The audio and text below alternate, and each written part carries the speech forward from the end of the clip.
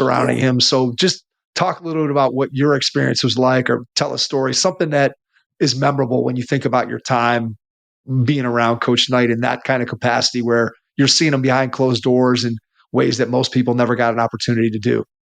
Well, first and foremost, he was hilarious. He was super funny, like in a lot of different ways. He could be really facetious type funny, and he could be just blatantly funny in the way he did things and he communicated with the staff or the players. But what I learned from Coach more than anything else was just, okay, how do you win with everything being equal? Everybody's got the same amount of talent. So how do you win the game? And things he would say, the best play in basketball is 1-on-0. How do you get easy baskets? How can you create? How can you get to the free throw line? My favorite Coach Knight story that has to do with coaching is we are about to play Texas A&M at home, and they're ranked maybe third or fourth in the country at the time, or maybe they were number 9. They were number 9. He has, I think he's got 899 total wins in his career. Now, we have lost to Sam Houston State. We have lost to Centenary. We have lost, and I think we were just coming off a loss to maybe Oklahoma at Oklahoma with Blake Griffin and Taylor Griffin and those guys. And we got Texas A&M coming up at home, and it ain't getting any easier. We got like Bill Walker and O.J. Mayo and those guys coming up from Kansas. Actually, O.J. wasn't on that team, but it was Bill Walker and Michael Beasley at Kansas State coming up next. So Texas A&M has DeAndre Jordan as a freshman on that team. They have, I think, was it Donald Sloan? Donald Sloan was an NBA player. He's the point guard. They have Joseph Jones, and he's another all Big 12 player. And another all Big 12 player was Josh Carter. And Mark Turgeon's coaching this team, and they were incredible. They were just really, really good. And all we worked on for like the first 2 days was flashing Trevor Cook to the elbow, shot faking, driving, and getting fouled to get DeAndre Jordan in foul trouble. Had to get him in foul trouble to win the game. And the game starts, and there's probably, 10 to 15 NBA scouts sitting right behind the bench. One of my jobs is the GA. I sit right behind Coach and Pat, but I got to get the stats every 4 minutes for these media timeouts, killing all these trees. You wouldn't believe the amount of paper you go through. But I got to give them to the NBA scouts. I got to give them to the chancellor who's sitting there, and then I got to give them to the coaches. And to start the game, we won the tip. And I think Trev, first play of the game, he back screens, pops to the elbow, catch and rip, shot fake, gets fouled. Foul number 1 on DeAndre Jordan, like with the 1948 mark.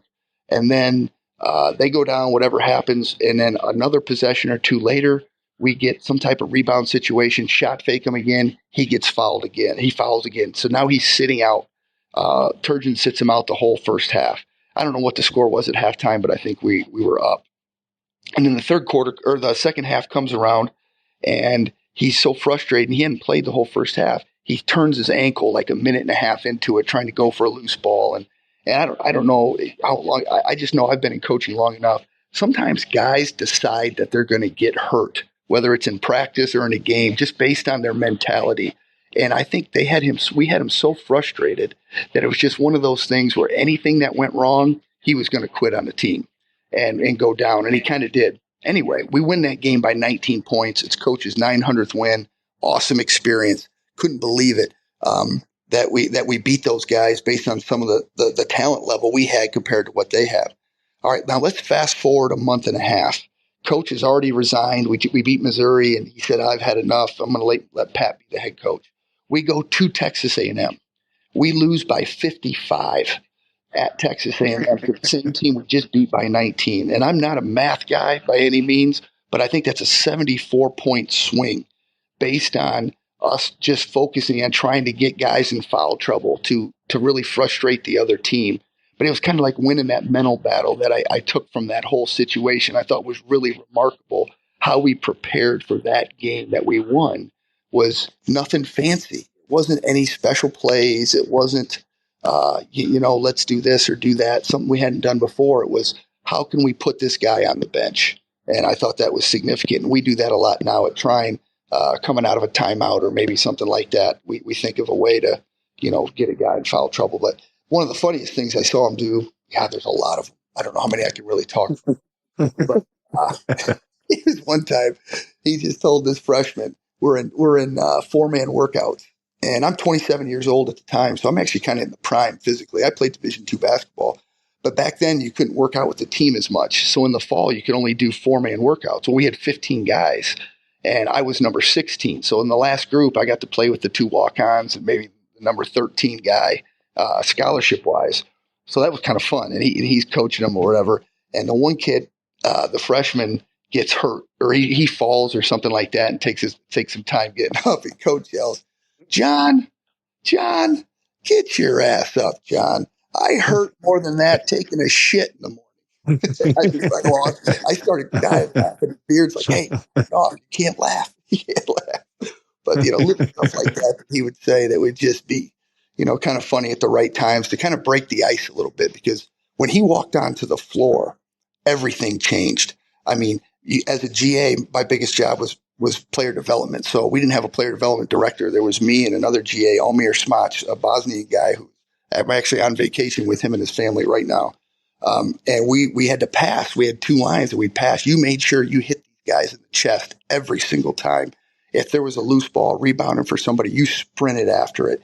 If somebody fell as a GA, hey, we had towels. I went from being a full-time assistant interviewing for a Division II head coaching job, grabbing a towel and wiping the floor when somebody fell. You made sure when he walked into the office, you made sure your cell phone was on vibrate or off. You didn't want anything out of the ordinary. He just raised the level of everybody's alertness, which was just something you can never duplicate. But it was a great experience. I learned a ton. I still have a great relationship with Pat. We went and visited Coach two springs ago. And that was the last time I got a chance to see him before he passed, but just wanted to thank him for everything one last time and really putting me in a situation to have a great career. And everybody